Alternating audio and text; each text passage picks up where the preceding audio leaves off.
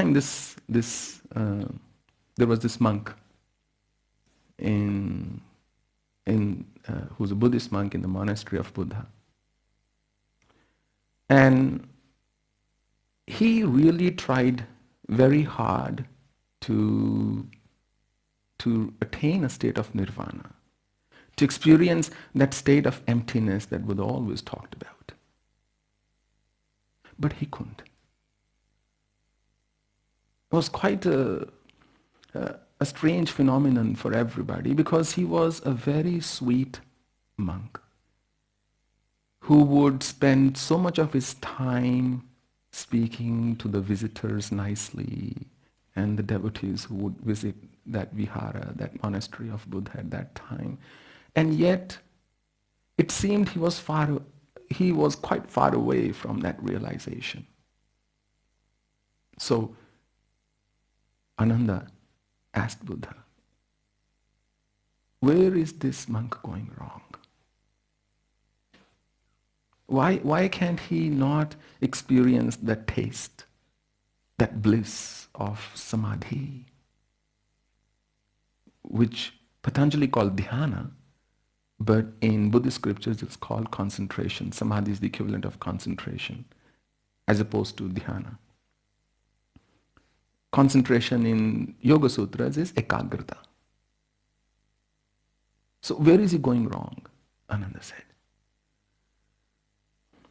Buddha said, look, his conduct is immoral.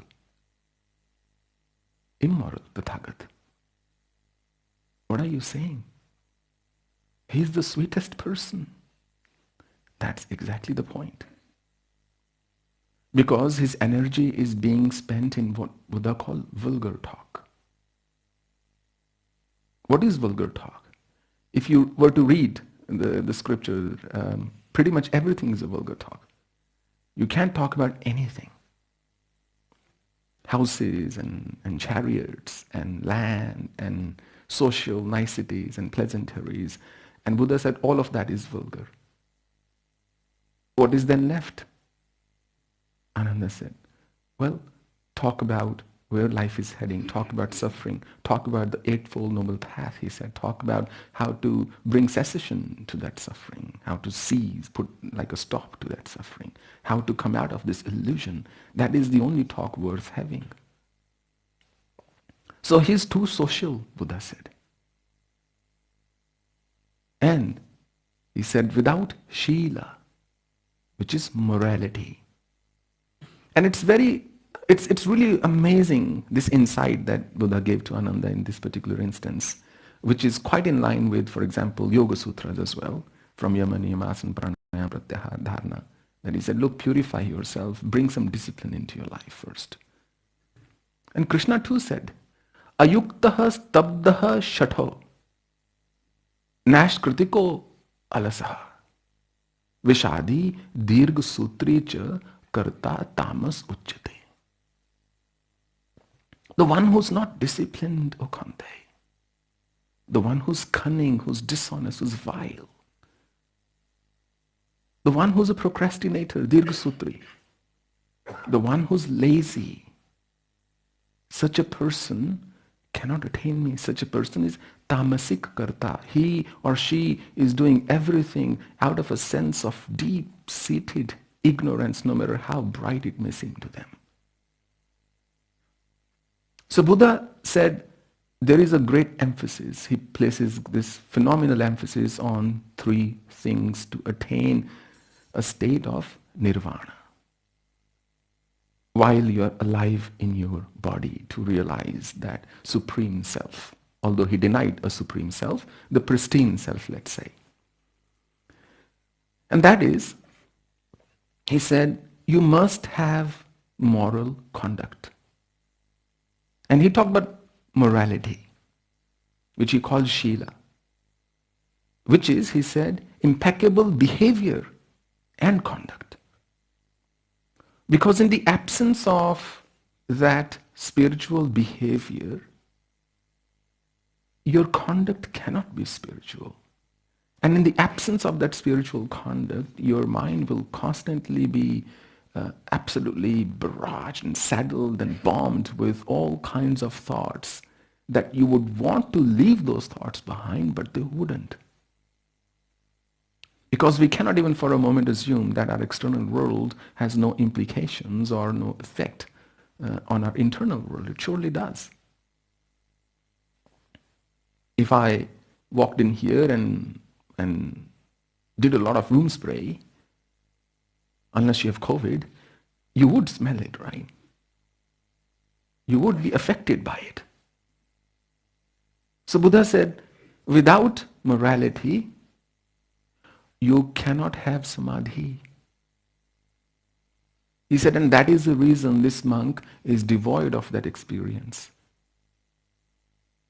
Can you imagine? We try to do dhyana, right? So many of us, we try to meditate and we say, oh, I can't focus.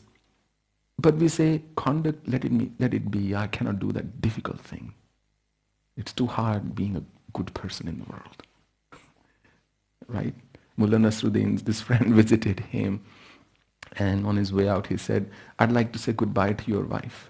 Who wouldn't? Mullah said. So who wouldn't want to say goodbye to a mind that constantly torments you? But it is a tormentor. That is the fundamental nature of human mind. So Buddha said, you cannot have samadhi, you cannot have supreme one-pointed concentration without impeccable behavior and conduct.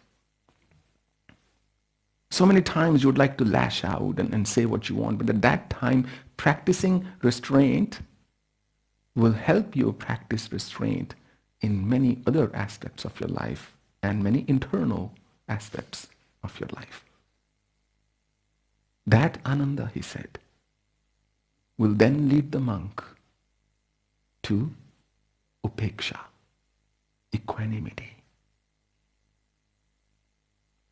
Attaining a state of realization in the consciousness, in the brain, is pretty much, think of a pond without the slightest ripple or movement.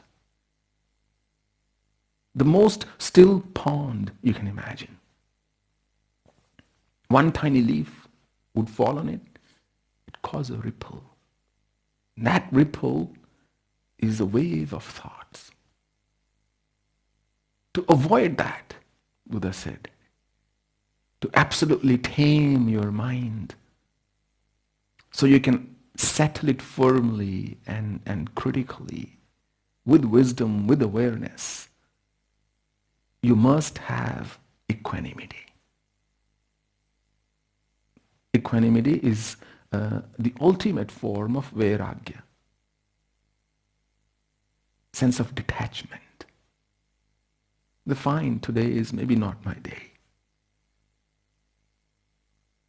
And what will that do, Tathagat? Anand said. Would that lead the individual to a state of bliss, to nirvana? Not so quickly, Buddha said.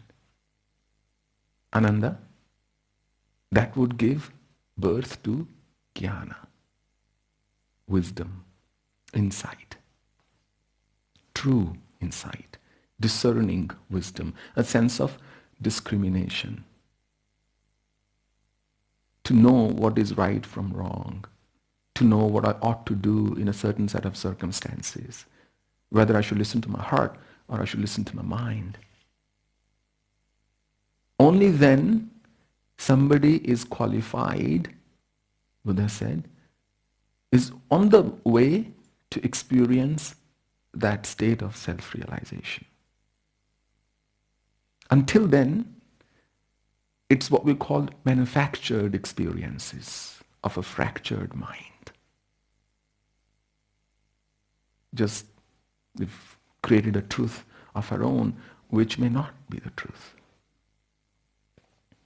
So conduct, moral, he said, and a sense of equanimity, upeksha.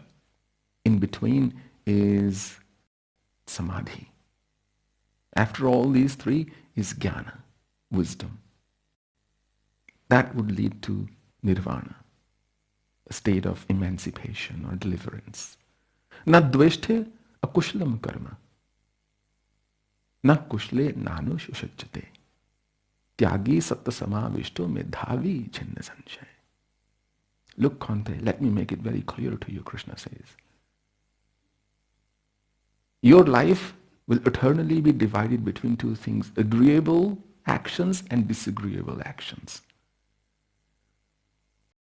Things to do and things you don't want to do. Good things that you don't want to do, right things that you don't want to do, things that are right for you, good for you, that you ought to be doing but you don't want to do because too boring, too hard, who's going to bother with it? But truly, Krishna says, a true sannyasi or a true renunciant or the one who's realized sthit pragya, the one who's reached that state of equanimity is the one who understands that na dveshta kushlam karma. Look, I don't like this, but that's fine. I'm still going to do it. Even if I have to get up, go in the temple and give a discourse, no problem. Na kushle nanu shushajjate. And there are things you like to do, but doesn't mean you should keep doing them. It's not good. One who does both with a certain sense of detachment is truly the wisest person. Medhavi chinna sanchay. Without any reasonable doubt, such person is most medhavi, most intellectual. The wisest. Tyagi, that person is in a sense of detachment, knows when to say no, knows when to put a stop. Really, and the path is truly, doesn't matter which path you choose, how you call upon that divine energy. It's really that simple. Watch your conduct, watch your mind, watch your actions, and reflect on them, and you'll be surprised with the outcome. That's all there is to it. Rest is commentary. Rest is just the battles of human mind.